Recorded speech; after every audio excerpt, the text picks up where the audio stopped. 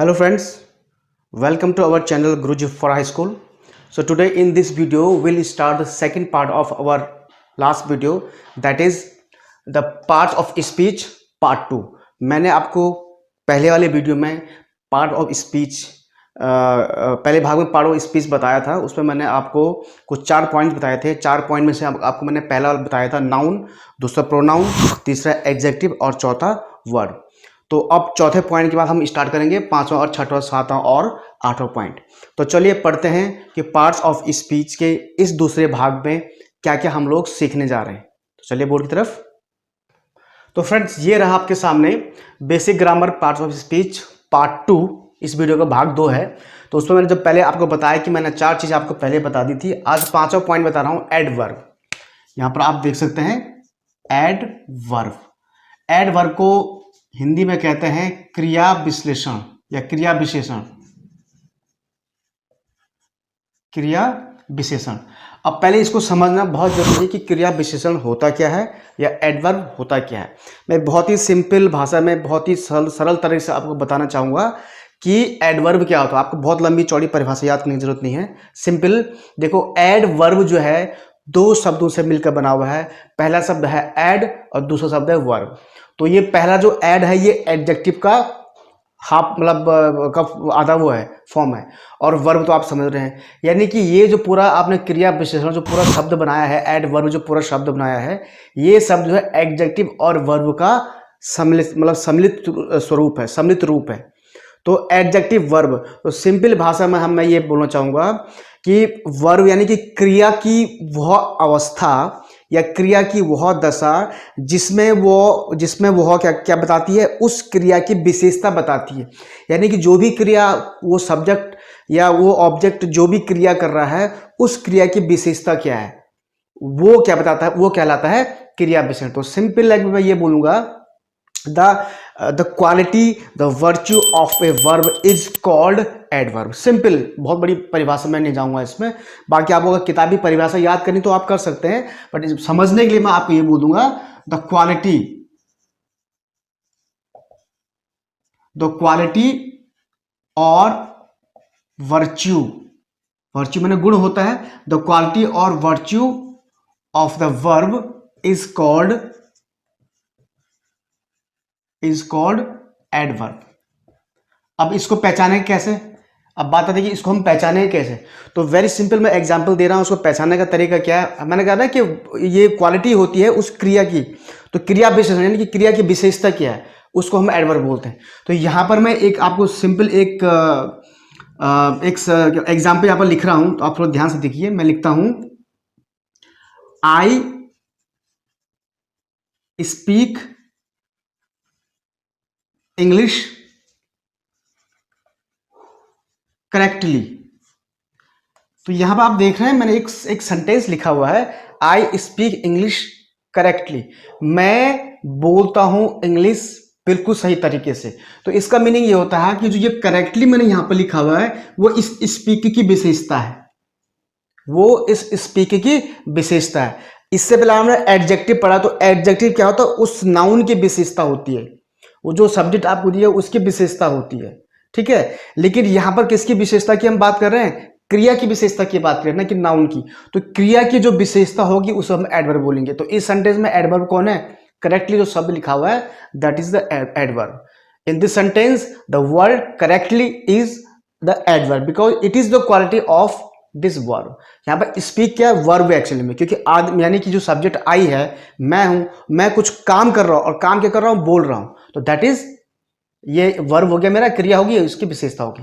या मैं एक और बोल दूं, एक और एग्जांपल देता हूं,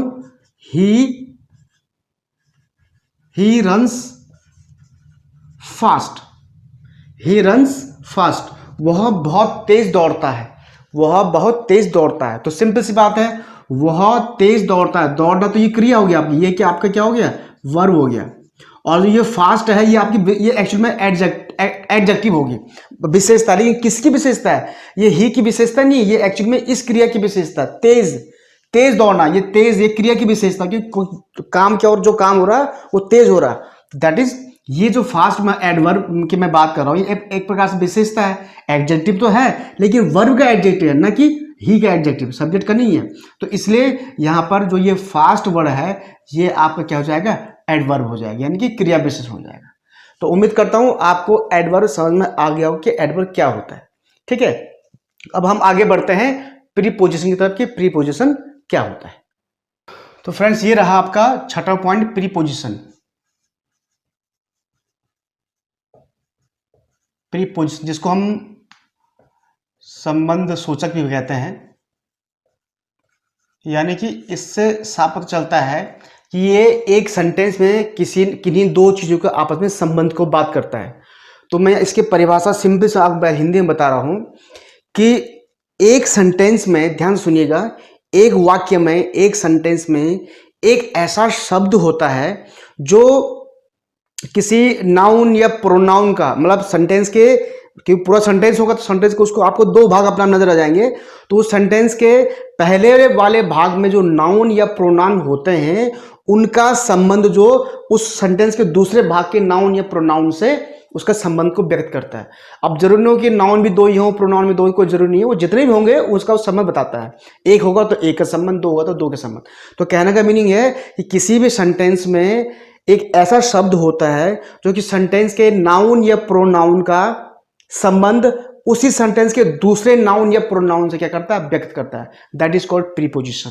तो मैं बता रहा हूं, अ वर्ड, ध्यान से सुनिएगा, a word shows the relation,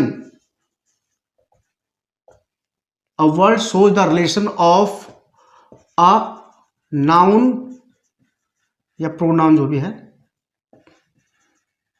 a word shows the relation of a noun pronoun with the second noun or pronoun. A word shows the relation of a noun pronoun with the second noun or pronoun in a particular sentence. In a particular sentence, यानी कि एक particular sentence में एक ऐसा शब्द होता है जो उस सेंटेंस के एक नाउन या प्रोनाउन का दूसरे नाउन या प्रोनाउन से संबंध क्या करता है, स्थापित करता है या उसके संबंध को व्यक्त करता है। दैट इज कॉल्ड संबंध सूचक या preposition.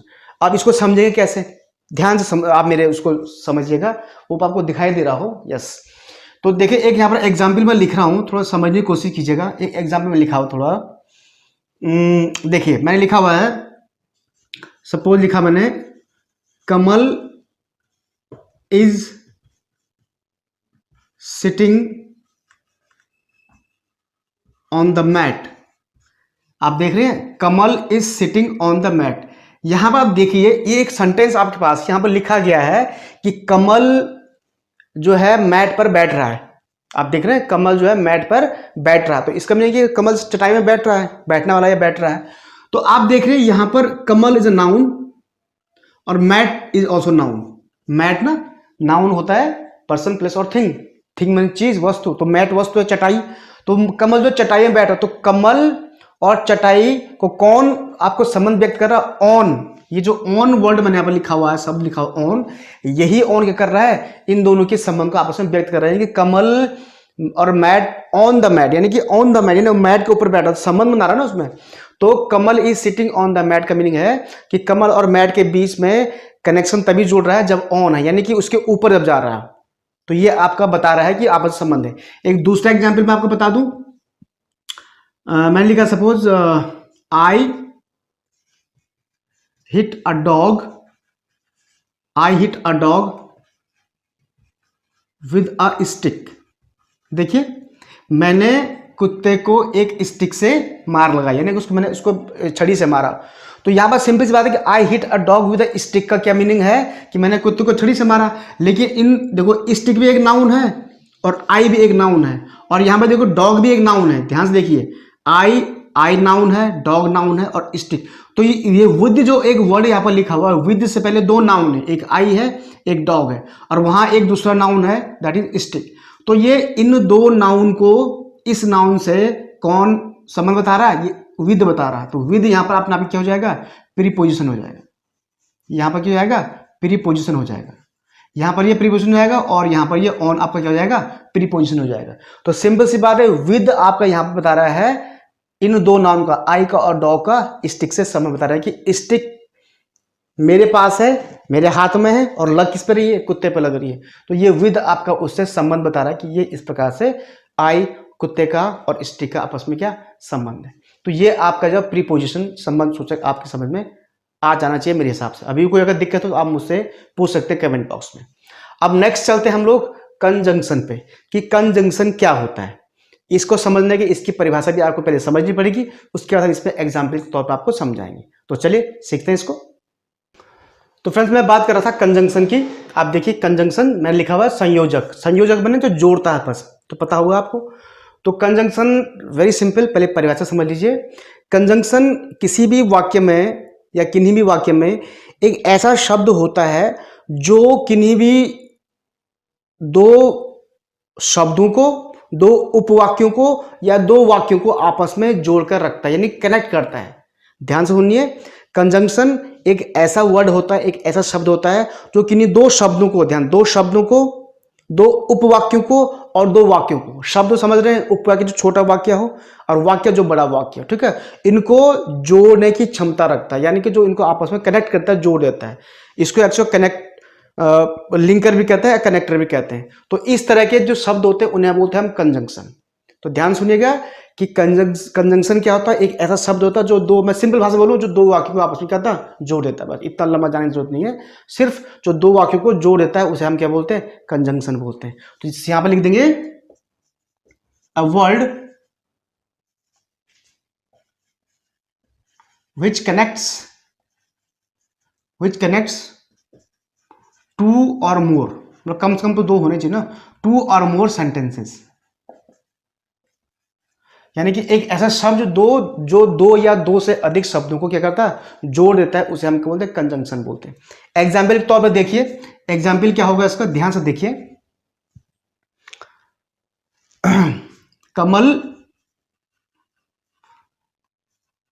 Kamal and Sandeep, Kamal and Sandeep are brothers. यहां पर देखिए Kamal and Sandeep are brothers, यानी कि कमल और संदीप क्या है, आपस में भाई हैं। लेकिन आप ध्यान से देखिए यहां पर मैंने कहा ना कि शब्दों, उपवाक्यों, वाक्यों को जोड़ना, तो एक शब्द था कमल, इस कमल को उसने इस पूरे सेंटेंस से संदीप आर ब्रदर, यानी कि इस पूरे से क्या दिया, इसने जोड़ दिया, एंड ने क्या कर दिया, उनको जोड़ दिया। कमल एंड, कमल और संदीप आर ब्रदर्स, यानी कि इस शब्द को उन्हें इस पूरे सेंटेंस से जोड़ दिया, इस पूरे वाक्य से जोड़ दिया। तो यहां पर एंड आपका क्या होगा, कंजंक्शन कहलाएगा। ठीक है, एक और है एग्जाम्पल, वेरी, ये एग्जाम्पल आपने बहुत बार सुना होगा, डू और डाई, करो या मरो। अब सुनोगे करो या मरो, डू और डाई, डू और डाई। तो यहां पर एक शब्द था डू और एक शब्द था डाई, इन दो शब्दों को जोड़ने वाला जो शब्द यहां बीच में था, ये और था, यही आपका क्या, कंजंक्शन है। यही आपका क्या, कंजंक्शन है, डू और डाई। या आप ये भी कह सकते हैं कि एक और एग्जांपल देता हूं, Reena came but did not speak to me. Reena आई बट मुझसे बात नहीं किया। ध्यान से देखिए, रीना आई बट मुझसे बात नहीं किया, did not speak to me, Reena रीना आई और मुझसे बात हुई। आप देख रहे हैं यहाँ पर साफ साफ पता चल रहा है कि इन दो सेंटेंस को जोड़ने वाला जो बीच में जो वर्ड है वो बट है, और यही बट क्या है, कंजंक्शन है। यानी कि यहाँ पर बट कंजंक्शन, यानी कि रीना केम एक शब्द, एक सेंटेंस था छोटा, यानी कि ये था उपवाक्य, ये था उपवाक्य, इस उपवाक्य को इस दूसरे उपवाक्य से जोड़ दिया किसने, बट ने। तो बट यहाँ पर कहलाएगा आपका कंजंक्शन। तो ये आप कंजंक्शन के बारे में होप आप समझ गए हो। इस तरह से आप और भी एग्जाम्पल्स देख सकते हैं। ठीक है, अब हम चलते हैं नेक्स्ट आपका इंटरजेक्शन की तरफ, कि इंटरजेक्शन क्या होता है। तो फ्रेंड्स नाउ अब हम आते हैं अगले पॉइंट की तरफ, इंटरजेक्शन, विस्मय बोधक। हिंदी से आप समझ ही गए होंगे, विस्मय बोधक मीन्स, इंटरजेक्शन एक ऐसा शब्द होता है, एक ऐसे शब्द होते हैं जो मन में उभरने वाले जो इमोशंस, यानी कि जो भाव होते हैं या जो उत्तेजना होती है, उनको प्रकट करता है। मन में उठने वाले जो भाव होते हैं, जैसे अचानक जो होते हैं, यानी आकस्मिक भाव जो होते हैं या आकस्मिक जो उत्तेजना होती है, उसको जो व्यक्त करता है उसे हम बोलते हैं इंटरजेक्शन। एक बार और बोल रहा हूं, एक ऐसा शब्द जो कि मन में उभरने वाले, अचानक उभरने वाले जो भाव होते हैं या उत्तेजना होती हैं, उसको जो प्रकट करता है उसे हम क्या बोलते हैं? इंटरजेक्शन बोलते हैं। तो इसको अगर मैं इंग्लिश में अगर बोलना चाहूं तो N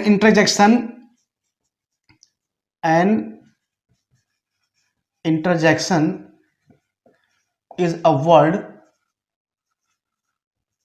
which expresses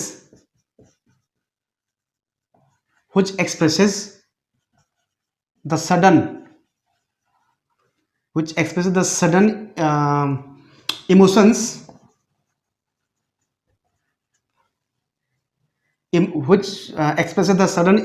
or feelings। यानी कि जो मन में उठने वाले जो भाव या जो इमोशंस होते हैं, उन अचानक उठने वाले जो भाव या इमोशंस होते हैं उसको प्रकट करता है, उसे क्या बोलता है? इंटरजेक्शन बोलते हैं। एग्जाम्पल देखो, एग्जाम्पल क्या होता है, आप ध्यान सुनो, आपने बहुतों को पता तो होगा। एग्जाम्पल जैसे आप बोलते हो ना, आजकल बहुत ही अच्छा, बहुत ही सुटेबल एग्जाम्पल तो हर कोई यंगस्टर यूज करता है, OMG। आप बोलते oh my God, that is the short form of oh my God का जो शॉर्ट फॉर्म है OMG। बोलते OMG, ये क्या हो गया? तो हम इसी को इंग्लिश में अगर मैं लिखना चाहूँ तो OMG, और हमेशा इंटरजेक्शन में पीछे से ये एक्सक्लेमेटरी सॉरी आपका वो लगता है, एक निशान लगता है, साइन लगता है, OMG व्हाट हैपन। आप इस तरह से बोलते हो ना, या ओ माई गॉड, या ओह, इस तरह से ओह दैट एक्सीडेंट। आप इस ढंग से भाव प्रकट करते हैं ना, ओह दैट एक्सीडेंट। और इसे अलास शी वॉज डाइड करते हैं ना, हाय वो मर गई, इस ढंग से आप करते हैं, अलास शी वॉज डाइड, वो मर गई थी। इस ढंग से आप क्या करते हैं, अपने फीलिंग्स, इमोशंस को आप अचानक क्या करते हैं? व्यक्त करते हैं, उसे हम बोलते हैं इंटरजेक्ट। या और भी जैसे आप बोलते हैं, जैसे बोलते हैं ना हेलो, आप अचानक से किसी को मिलते हो, हेलो, अचानक मिलते किसी को तो आप कहते हो hello what are you doing nowadays, what are you doing, OING, what are you doing now a days. आप ऐसे लिखते हो ना, hello what are you doing now a days, ये आप भले क्वेश्चन मार्क लगाते हो। तो जब आप कभी अचानक मिलते हो तो आप इस ढंग से पूछते हैं। तो इस तरह से जो अचानक से जो फीलिंग्स आपके दिमाग में आती हैं, ओ माई गॉड, ओह रियली, इसमें आप बोलते हो ओ रियली, ये ढंग से। तो आप जो इस तरह के एक्सप्रेशन देते हैं वही एक्सप्रेशन किस्मत इंटरजेक्शन के अंडर में आते हैं। तो फ्रेंड्स, मैं उम्मीद करता हूँ आपको ये पार्ट ऑफ स्पीच के ये सारे पॉइंट्स आपको यहाँ पर समझ में आ तो गए होंगे। ये एक्चुअल में एक प्रकार से मैंने आपको कवर लेटर दिखाया कि पार्ट्स ऑफ स्पीच में क्या क्या होता है, लेकिन अभी मैं इस पे वन बाय वन आपको इसका डिस्कस करूंगा। स्टार्टिंग में नाउन्स दोबारा करूंगा कि नाउन क्या होते हैं, वो तो क्या पता है, लेकिन द टाइप्स ऑफ नाउन, कितने प्रकार के नाउन होते हैं, कैसे इनको पहचानते हैं। इसी तरह से फिर मैं एडजेक्टिव पे आऊँगा, द टाइप ऑफ एडजेक्टिव, फिर वर्ब पे आऊँगा, टाइप ऑफ वर्ब, ठीक है। प्रोनाउन पे आऊँगा, टाइप्स ऑफ प्रोनाउन, कैसे आप इनको पहचानेंगे, कैसे आप इनको यूज करेंगे। फिर टाइप्स ऑफ आपका एडवर्ब आएगा, फिर प्रीपोजिशन आएगा, कंजंक्शन आएगा, फिर लास्ट में इंटरजेक्शन आएगा। ये तो मैंने एक प्रकार से आपको कवर लेटर टाइप का बता दिया कि ये कवर लेटर है, एक कवर इंफॉर्मेशन थी इनकी कि ये बेसिक ग्रामर में पार्ट्स ऑफ स्पीच क्या होते हैं। तो ये था मेरा आज बेसिक ग्रामर में पार्ट्स ऑफ स्पीच का भाग नंबर 2, पार्ट 2। इस प्रकार से आपका ये जो मेन वो था क्या कहते हैं अपना कवर लेटर था, प्रकार से जो कवर इंफॉर्मेशन थी वो कंप्लीट हो चुकी है। इसके बाद में one by one the noun, the adverb, the preposition, the conjunction और द इंटरजेक्शन, द प्रोनाउन, इनको मैं वन बाय वन स्टार्ट करूंगा। इनकी एक एक वीडियो मेरी अलग अलग सेपरेटली आएंगी।